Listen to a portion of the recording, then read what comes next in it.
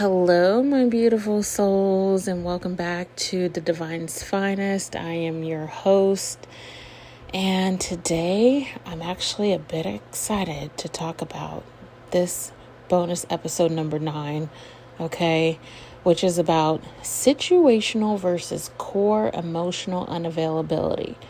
Why he was available for her and not you, okay? Now, just a quick side note. Now, you guys, I was not really familiar with situational versus core emotional unavailability. I didn't even know there were different types, or two different types in this case, okay?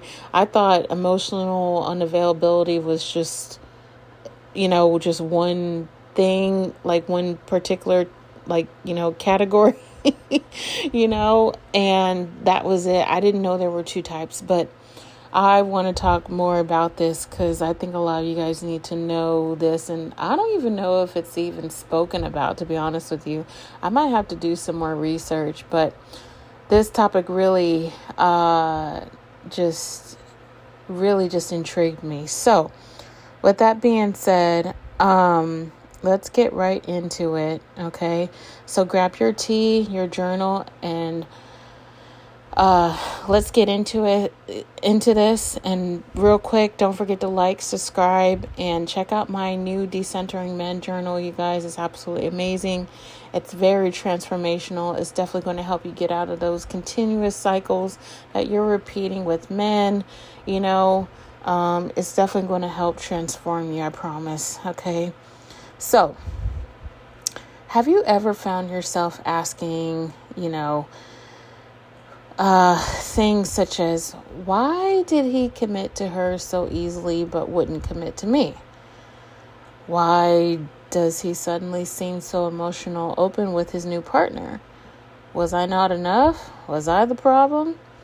And these questions can definitely eat away at your self-worth if you don't understand what's really going on. Now, I've already expressed enough times, you guys, where in quite a few of my podcasts now, where I personally went through this, personally speaking, with Taz, okay? And I know I've spoken about him in a few of my podcasts, in earlier podcasts, where, and long story short, if you don't already know, when I was dealing with him, basically, I was dealing with him on and off since 2017, let's just put it that way. So, about 7-8 years, okay? It was on and off. We were in a situationship type situation, right? And during that time, he did end up getting married, all right? And I remember at that time, it had been a little while since I spoken to him. I don't remember how long, because this was like 5 years ago, okay, you guys. I don't remember a whole lot, but about why we stopped talking and stuff like that. It just happened. But I remember the day he told me that he had a girlfriend at that time. And that was my first time ever hearing about it. I was like, oh, okay. I remember I texted him back. I was just like, oh, congratulations, because I didn't really know what to say. And plus I started to feel very jealous. I got very upset. I was literally singing at that time, I remember around that time, I think the Ariana Grande song, Break Up With Your Girlfriend, I'm Bored, came out.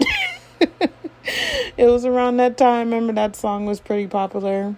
And I was just really, really devastated, okay, you guys, at that time. And so, and of course, and then before I knew it, I had found out a couple months later that they had gotten married, and I was just like, it totally threw me off guard. Okay. And I really felt like my life was over.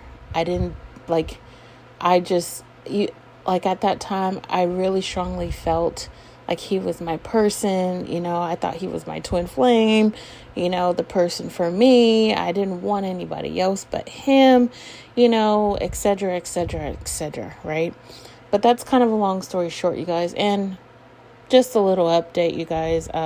The marriage did not last long. I think they were probably married for a few months. I know it didn't last that long, unfortunately. And I know this for a fact because by the time we got back in contact, he had told me he was going through a divorce and things of that nature. And I was, trying to be that comforting friend with him and all that jazz. Okay. So that's a long story short when it comes to that situation. But I basically wanted to share a little bit of my story with you guys. So that way, because I really want to relate to you guys, that I understand how it is to be, to be in this type of situation. Okay. But moving forward, okay, I know I'm off track a little bit, but I had to just let you guys know that I know how you feel, okay? So here's the thing, you guys. You may be asking yourself those questions, and they can definitely eat away at your self-worth, and you don't know what's going on, right? But let's break this down, because there are actually two types of emotional unavailability, which are situational and core, right? So situational emotional unavailability happens when someone is going through a specific life circumstance that makes them unavailable. So, for example, they just got out of a breakup, which is what I had to experience with Taz, right? For example. They're grieving a loss. They're in a transition phase in their career or mental health. Or maybe they're just not looking for anything serious at that moment, okay? And in these cases, they can potentially become available later if their situation changes and if they choose to do their inner work, okay? So that's situational emotional unavailability. Now, actually, you know what? I have another example now that I think about it. I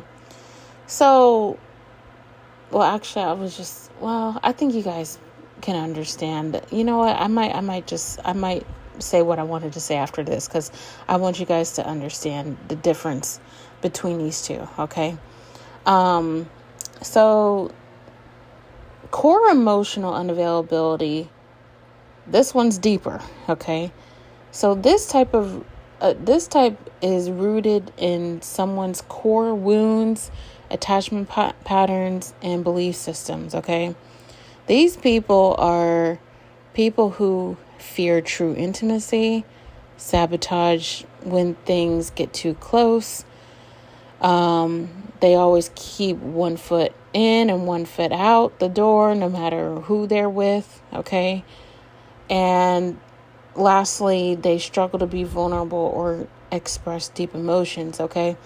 Now, here's the thing, you guys, and I really hope what I'm about to say is going to make sense, because, see, for example, Taz definitely had core emotional unavailability, for example, because I'll tell you why. Well, not only have I realized over time that, obviously, okay, there must be something going on with him, especially after, him going through the divorce. And of course, he was the type of person that wasn't really, I don't think he's had many, romantic relationships overall in his life, I don't think. But my whole point is that I knew there was a pattern going on with how he treated me, and just based on the results I've seen with relationships he's been in, because I was just like, okay, I think he's just emotional unavailable as a whole. That's just who he is as a person, right? There's going to be a continuous pattern of that, as opposed to now, let's say, for example, somebody can be because this is going back to situational emotional unavailability, right? Where maybe you meet somebody, right, and they just got out of a long-term relationship, and maybe they could have been just emotional unavailable towards that person only, but maybe when it comes to you, they don't show up that way at all. they, you know, they're very consistent with you and they show up and all this stuff, right? Like, and at least this is the way I understand it, right? So they could be temporarily unavailable, like, or they can just be unavailable towards someone else, but not you. Or they're just showing up that like them being emotional unavailable isn't how they are as a whole individual. They're just showing up like that because of a lot of times a situation that they just got out of. Okay. I hope that kind of makes sense, because when I decided to do this podcast episode, I was just like, oh my God, you know what? Now I see the difference, now I notice the pattern or at least the difference between these two. And then of course, it's, like these two these two types of emotional unavailability. These two types of, situation. So I hope that makes sense for you guys. I hope it does. But anyway, so let's move on. Okay. So let's see. So here's the thing. When someone has core emotional unavailability, it doesn't matter who you are. You could be the most loving, supportive, beautiful soul, right? But they simply don't have the capacity to meet you at that depth. Meaning, you guys, like, this person, no matter who they're with, you can be their wife or their girlfriend or whatever case may be. They're always going to be that way. They're always going to show up emotional unavailable. Okay. Just because they chose that other person doesn't mean that they're their mask is going to come off, you guys, with that other person. Doesn't matter how things look on the outside. Okay. There's always stuff going on in the background. All right. So just know that. So then, you might ask yourself, then why do some men seem unavailable with you, but which I was just talking about. Oh my God. I'm looking at my notes and I'm just like, I just mentioned that. But, why they are unavailable. Like, for example, if they're unavailable with you, but available with the next person. But here's the thing, you guys, as well, is that sometimes it's not that they became suddenly more available. It's that their situation changed, or that they met somebody whose boundaries, energy, or timing matched with what they were finally ready for. Okay? That's what's going on the other side. All right? The grass ain't green on the other side. All right? But here's the part that no one talks about as well. Even if they commit to somebody else, it does not mean that they've become emotionally mature or secure. They might still be unavailable even within that relationship, what I just talked about, right? Just in a different flavor is what happens. You can only see the outside, and I just said this too. You don't see what's happening behind closed doors. Well, didn't I just say that? And I still put it in my notes anyway. So when I realized this, you guys, when I put two and two together, especially about my situation I went through, I was just like, oh my God, I'm really not missing anything at all. Okay. I was sitting, because the thing is, you guys, I have seen the wedding photos. I have seen the pictures of them together. Okay. On his Facebook page. All right. And, yeah, it did hurt and all that stuff. But then what really gave it away was the divorce and how soon it happened, how fast it happened. Because I was just like, yeah, there's something else going on here.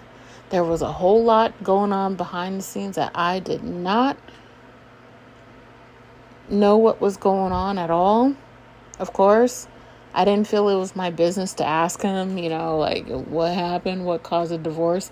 I still don't know personally till this day, but this emotional unavailability stuff, it just gave it away for me, right? So I stopped myself asking, why wasn't I enough? And I started asking, was he even capable of meeting me emotionally? And when I asked myself that, I was like, hell no. Okay? And that's when, and honestly, even though it didn't occur to me until way after his divorce, right? Okay, it wasn't until I started doing the healing work and I was just like, I think that's when, that was kind of part of my detachment phase, when I was just like, oh my God, I'm really not missing anything. And see, you guys, once you start seeing the other side of this, you'll understand what I'm coming from, okay? So, sometimes, but going back to it, you guys, sometimes they were situationally unavailable. And I tried to heal or fix them. But sometimes they were core unavailable, or core emotionally unavailable, I should say. And no amount of proving or performing would have changed that. So either way, it was never about my worth. And it's not about yours either. So I want you to ask yourself, did I truly feel emotionally safe with them? For me, it was no. Okay. Did they emotionally show up for me for my emotional needs? No, for me. I'm answering my own questions, right? Was I trying to earn their love or prove myself? Hell yes, I was. Because truth is, you guys, so ask yourself those questions. But the truth is, healthy love does not require you to perform for emotional scraps. And with that being said, you guys, before we close out, I want to leave you guys with an affirmation. Because I love affirmations, right? I release the need to prove my worth to anyone. I choose partners who are emotionally ready, available, and safe to love me deeply. So thank you guys so much for joining me today. If this episode resonated with you, please share it with a friend who needs to hear this message. And don't forget to subscribe so you don't miss any future episodes on conscious love and deep healing. And until next time, remember, your worth was never in question. It's time to choose the love that chooses you back fully. And also don't forget to check out my Decentering Man journal, you guys. Okay, make sure you check that out. And I'm sending you guys so much love, and I'll talk to you guys in the next episode.